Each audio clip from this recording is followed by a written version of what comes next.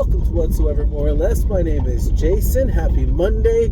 I've got a thought for you on the branches of government and just some kind of extended analysis of the overall structure of the constitutional form of government that we have, that we believe is inspired. And when I say we, I do not speak for the church. I need to be absolutely clear of this.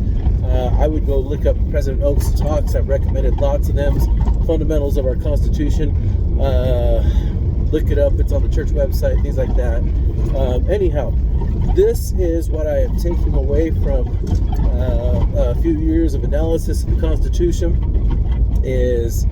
and then additional studies throughout the years and what have you. But anyhow, I'm a daily studier, let's put it this way at this point.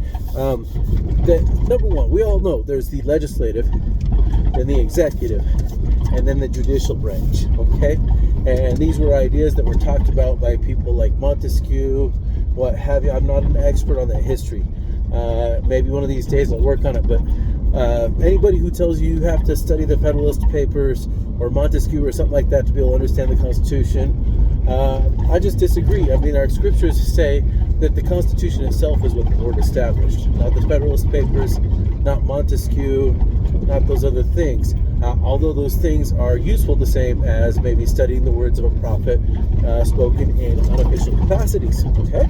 So, anyhow, we have the legislative, executive, and judicial. Now, a lot of people would think then, okay, we've got three additional shadow branches, and we do, and they're the secret combination is what I've called them. In other words, you look, where in the Constitution are these things allowed to exist? They're absolutely not even kind of, that's all.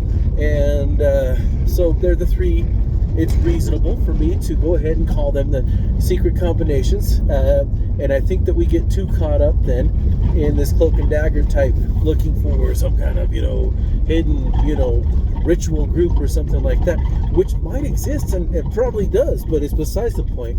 The secret combination that we're upholding is the addition of the Supreme Court as the final arbiter of the meaning of the Constitution. That simply does not exist. It was only argued for by a certain percentage of the people at the framing convention, did not make it into the text itself. And so I don't care if it's James Madison. If he says something that didn't make it into the text of the Constitution, I need to double check the text of the Constitution and make sure it squares. Okay, so judicial supremacy is not allowed for in the Constitution, number one, but that's one of our shadow branches. The second one is the executive, expansion of the executive branch through administrative agencies, expert agencies, technocratic agencies, whatever you want to call them, that write their own rules, legislate their own rules, in other words, enforce their own rules, right? Execute, in other words, and then judge the violations of their own rules. Totally not allowed for.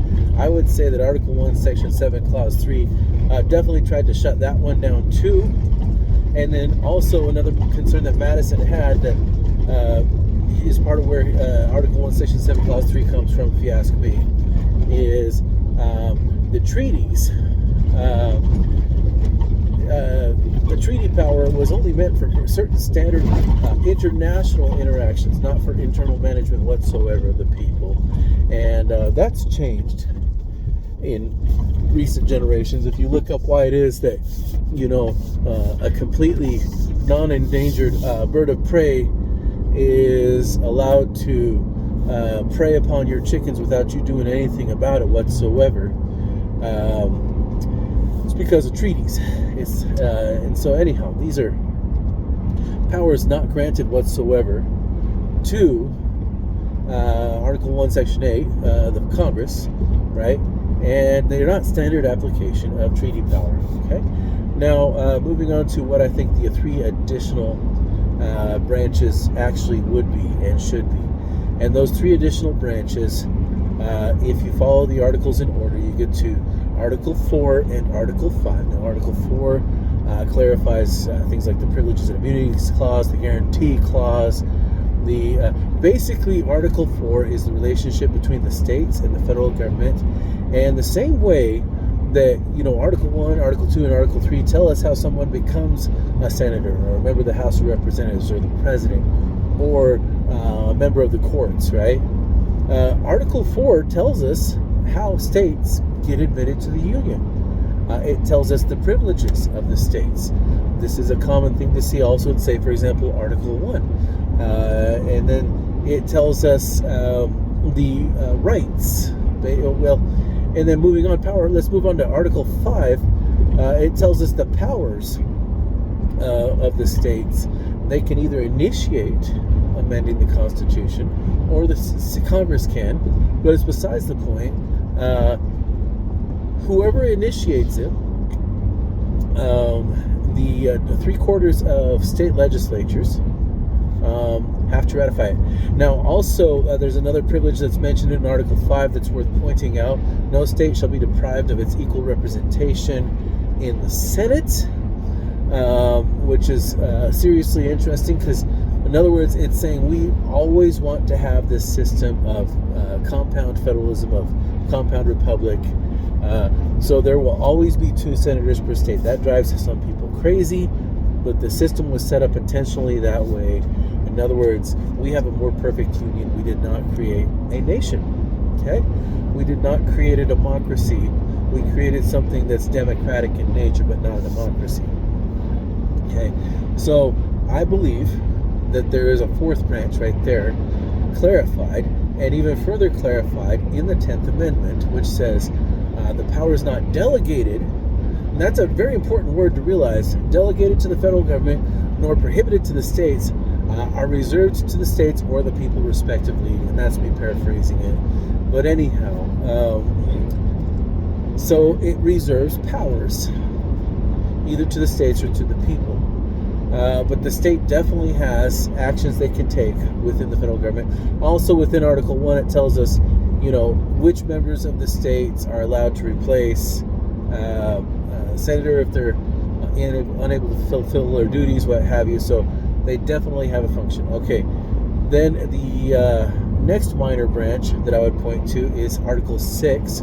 And Article 6 tells us the importance of the Constitution and what's going to continue being the supreme law of the land, the hierarchy, which is the Constitution itself, then the laws, then the treaties, and then the state laws. Okay, and it ends by saying that any officer of a state government or federal government swears an oath to the Constitution, not to the United States, but to the Constitution itself. By the way, the President's oath is also to the Constitution itself, not to the United States, not to any person, not to any specific set of boundaries, anything like that. So the next branch I would say is a minor branch of the federal government is, and I believe this is where judicial review messed things up, is it was originally supposed to be the obligation of the officers of government to look at the Constitution for themselves, to know it, to understand what was constitutional and unconstitutional, and then personally nullify, but through very informed. So look up President Oak's talk, Fundamentals of Our Constitutions. I'm not speaking for the church, but he said calling something unconstitutional is the most serious accusation, and it should only be done when you can really prove clearly why it's unconstitutional. Not just pointing to one clause, being able to cross-reference the whole document, if you ask me.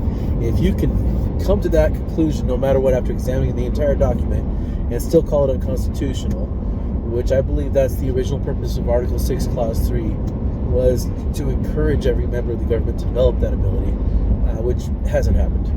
And then, so that's what I'm calling the second minor branch. And then the third minor branch really is emphasized, say, for example, Article 7, the ratification of the Constitution was by way of convention, or the preamble, it's we the people, it's not we the states. That was the Articles of Confederation. Articles of Confederation are null and void.